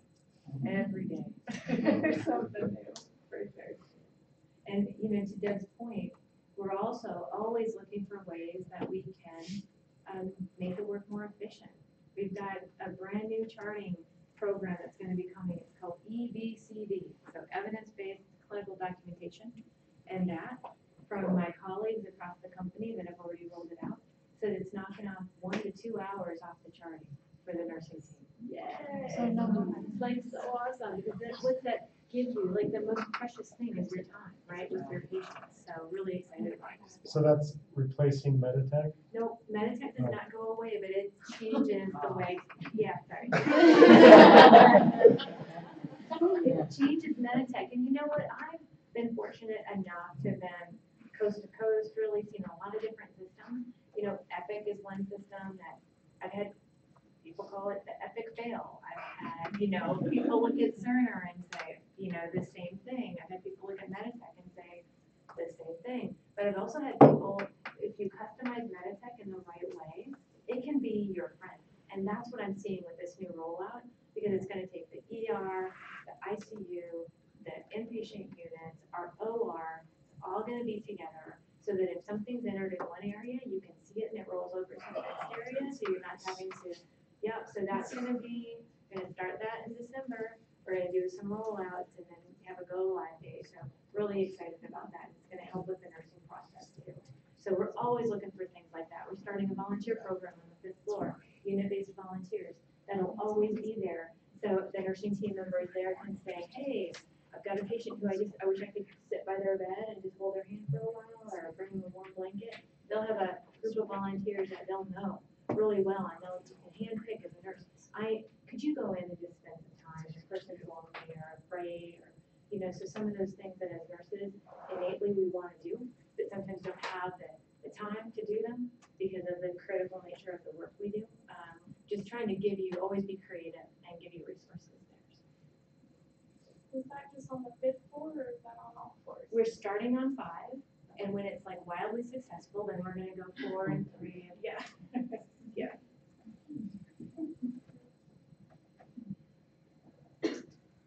Well, what a great group. Thanks for all your attention and like to And we'll be anxious to see many of you at Eastern Idaho region. Yeah. I couldn't find you on LinkedIn.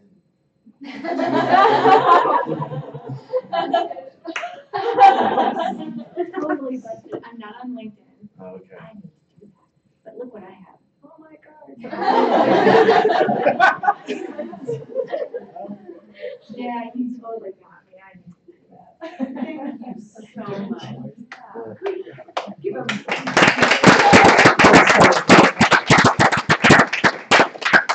And I want to give you all of That's right. Nursing instructors, you guys talk about could be doing something and making a lot more dinero right here. So thanks for what you do. They really are. We so appreciate you coming and talking. I don't think that was anymore, guys. Been out for 4 hours.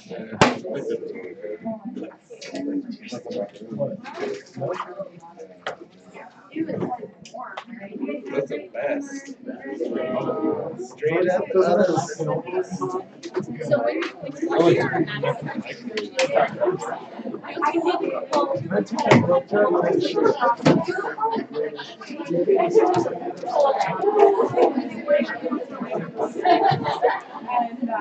So I'd like to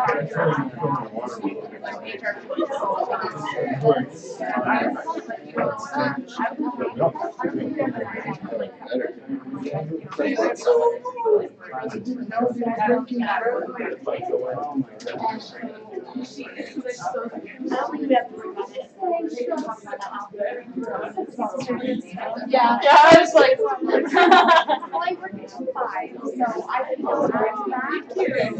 I don't know about there until 5. I can see and then but it's just hard to say right now. Yeah, I'll tell her that like I'm running available anytime.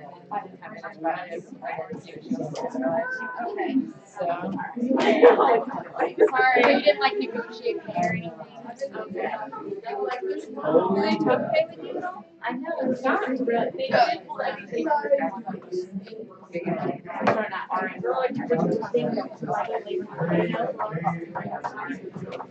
How much? So ours is one.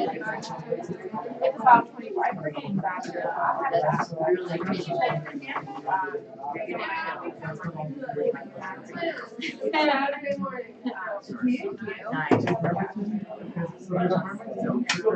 I'm in the mood today. I'm just tired.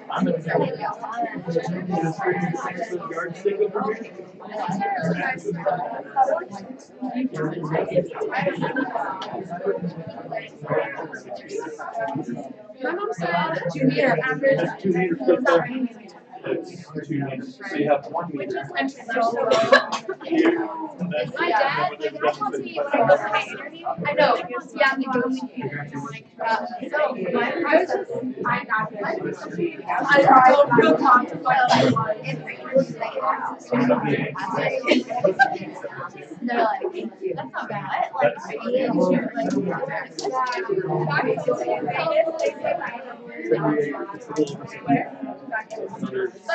but I mean, like,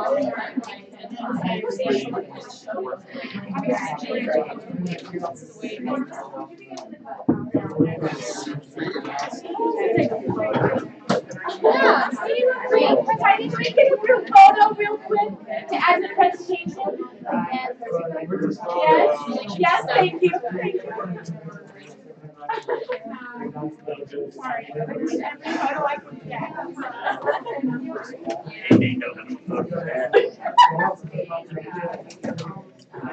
I'm trying to have a really weird.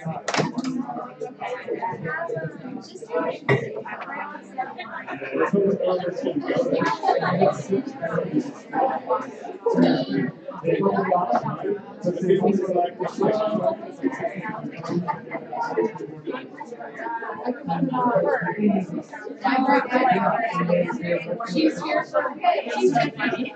I was like, wow, that's cool. I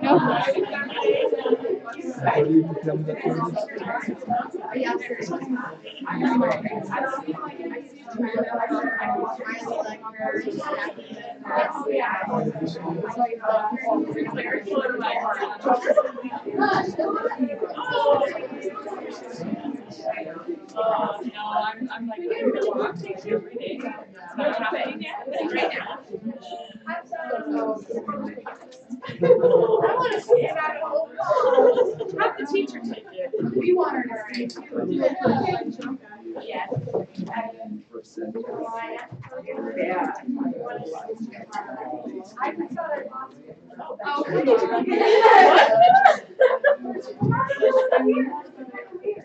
Oh, Carmelita's trying to get a class picture together. We should do that at the pinning. Yeah. Well, but not everybody's gonna be at that. Chow down. You're going to have to get next. That's so genius though. You know you don't have to situation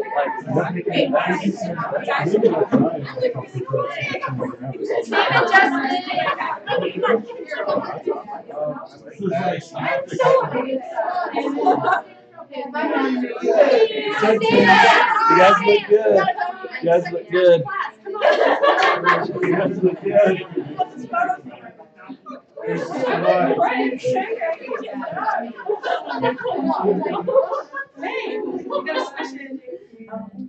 And you should probably do it.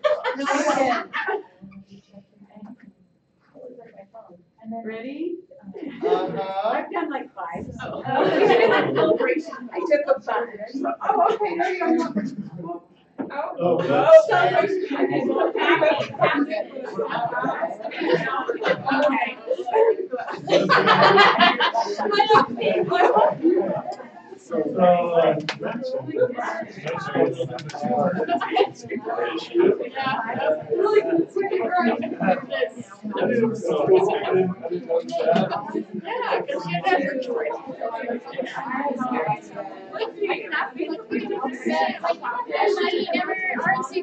No, he's not very good at that.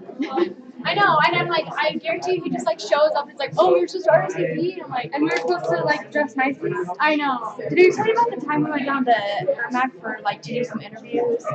It was Ryan, Sam, and I, and then we picked up Joseph, and we were all dressed up really nicely. And Joseph walks out with a bikini on, a t-shirt, and a flannel over it, and like baggy jeans. Like, okay, are you serious? Yeah, Joseph was like buttoned up his flannel and took off his bikini. And felt like, don't worry about it. That's the payoff for me having to do everything. I get to share at the graduation. I'm very excited. How long does it take for everyone to walk? like I said, it's just a quick. Did you know you can have your spouse sit next to you? Yeah. What? Yeah. It says in the little form, that's okay. Well, my mom's gonna sit next to me.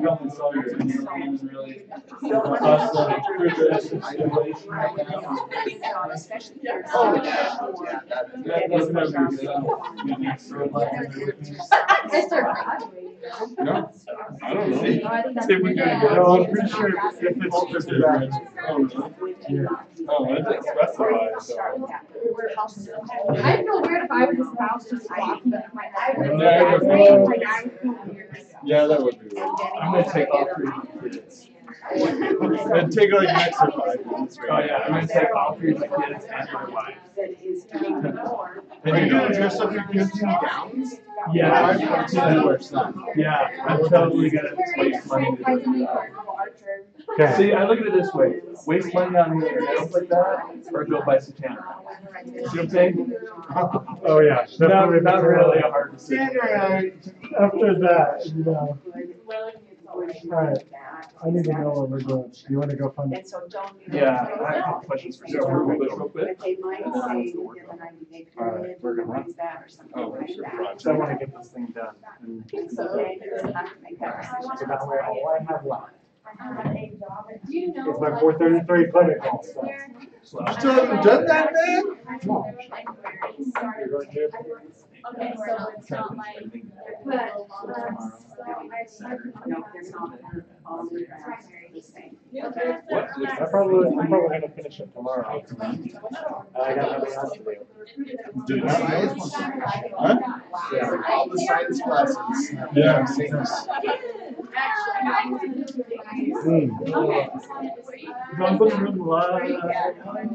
Let's do that. Let's go take their room before they No, do. but I have a question when you have a minute. 2 questions. I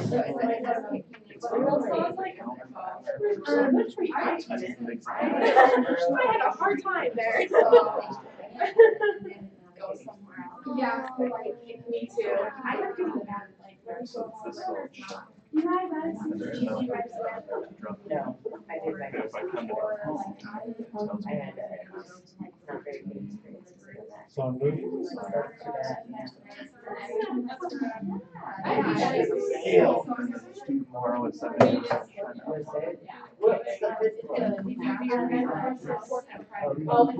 I like that. Okay. Yeah, there you go. I say we cut it. Cut it. Yeah. Cut it like a cord. And then I need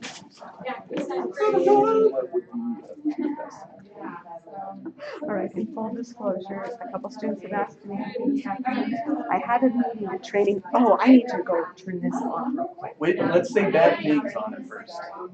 Yeah, I'll start in September. About who? I don't know. Who's not here? Ryan? Ryan Bishop? I don't even like that guy. Hey, say, look in there and say Ryan Bishop smells like farts. Ryan Bishop smells like farts. See? Just keep going. I can still smell you. Through the camera. You know, no one's ever gonna see that. No.